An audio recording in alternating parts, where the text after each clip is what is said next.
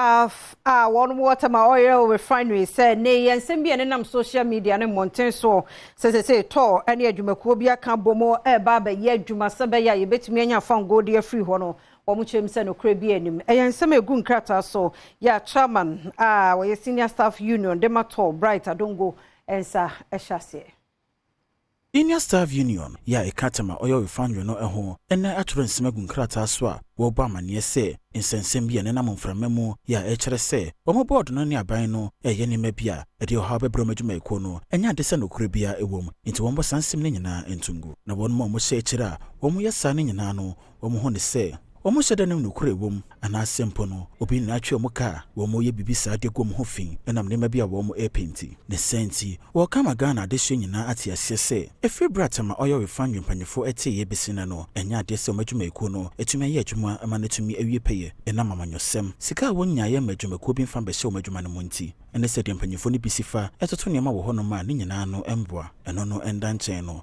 se wo munya sika emfanto crude oil enso so eka ho bi na sa so na adwuma eko ne ide no eso nyina aka ho bi nti ena ma adwumakuo no ntumi enju mpempenso anka wo se etumi eduru enya no nko a nkade bi anka beboa ma matumi aye adwuma no so wo mo enhyeda enibi na sanso so na adwumayefo na katwia yetuade ma wo mo no wo mo enhono ntumu bia na enam sane ma yini nti no ena mo hu na dehia se wo se nmanimo ya no mpanyefo tumi hwe na mo tumi ye investment bia ebetumi abo wo mo adwumakuo no ne sente no se adwumakuo no betumi asanso ate agina brane na wo ndwumadi ne tumi akoso wano de a ene ne hia se mpanyefo betumi ene ankorakora bia na se adwumakuo bia nsha ban na se ebedi nkomo na odi sika abeso wo mo asne na nam yesu nti no ena Senior Staff Workers Union ya wo mo Tema Oil Refinery no eho anti board ne aban no hyehyɛ ye bia tuma wo ma behwɛ se wo madwumakuo no besanso so yegene na so a bibia ebe kama ne senti o gidi ma papa se nhye ya Ghana aban no ene board no ede ba no ebe bia adwuma kwan de Ghana adehye na adwumayefo wo mo no so no ede rehyemu be ma wo mo wo ye de won semo be ye no o ka de to aso se Torrential Asset Management yan panifo go so edi wo mo honkomo no ene o mani da so a wo mo so se board ne aban ne gi wo mo tuma ebetumi aboa no madwumayeko na sanso ahye adwuma ase gidigidi won sem ye ho nyina no wo mo ka Ghana adehye ate asese nhyehyeye ya wo mo ne adwumayeko eko no se wo mo hwe na se de ho ebebre wo mo a abre bi o mo pe bia no Tema Oil Refinery no ebeyi won ho afrimu a eke bi o mo boye bia nso so no mbeje e de afa adwumayeko no eho sa nkratai chairman e de Senior Staff Union Bright Adongo and Anensa Eshasia. Mamenkwa humano so na many ora Bright Adongo ye dwam tenani de ma TOR Senior Staff Association ni nkomo emphasize semi ho ora Adongo te yenka ye mwakwaba. Ya da se papa panti ensembe na na mountain sa no eye no kora semu ne adwumakuo bi kan bomu na atumi aboa ma TOR agina ne nan so. Na processor still continue. The type processing in the United States.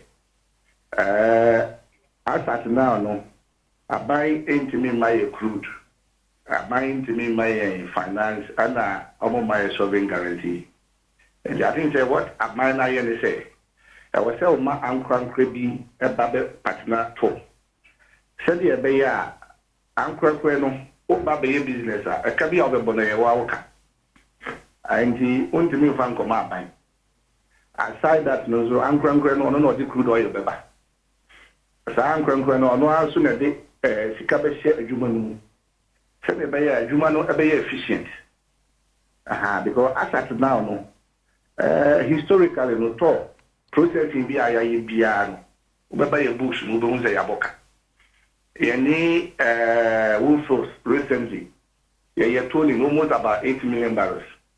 Baba Jaya about $10 million.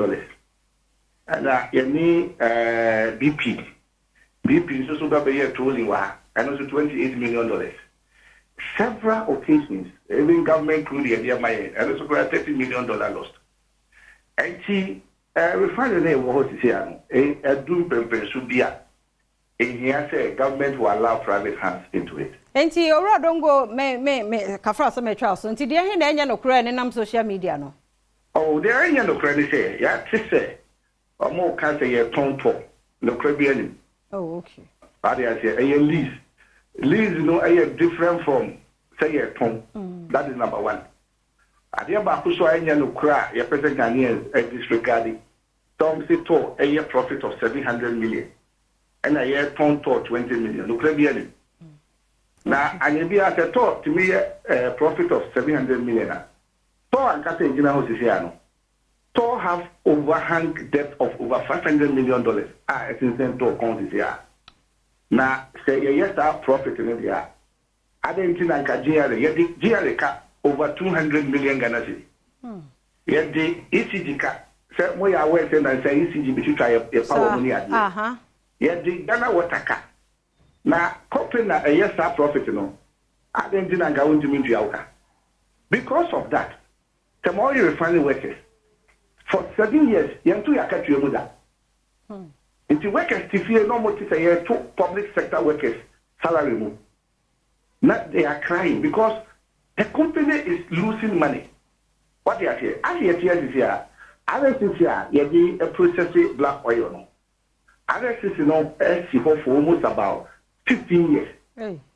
Many can say we are losing the RSCC. I was here did not lose share RSCC the near close RSCC. No, Bola 8 years. I was say a commission because you this can continue commission Bola oil. Many can say you were times. About 59 tanks. 20 out of the tank, are out of service. I say, I ain't just come vanish in and day by day, no. Tema Oil Refinery, workers no so no Siciano, who from Middle East now for Dangote.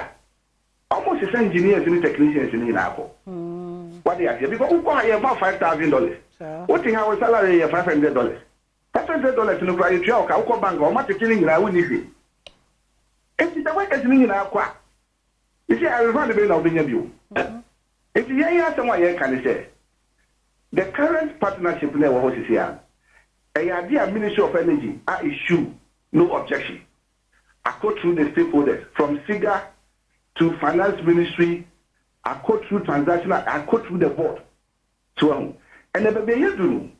I hear that table news say, manipulate prime on starting. Or 500,000 barrels of crude, what tank was here? Manufacturing on starting, or starting us will be a better deal, be a yet better than the old here by the person of now who take over.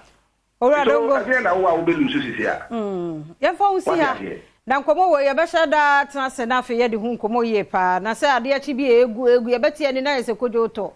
That's it.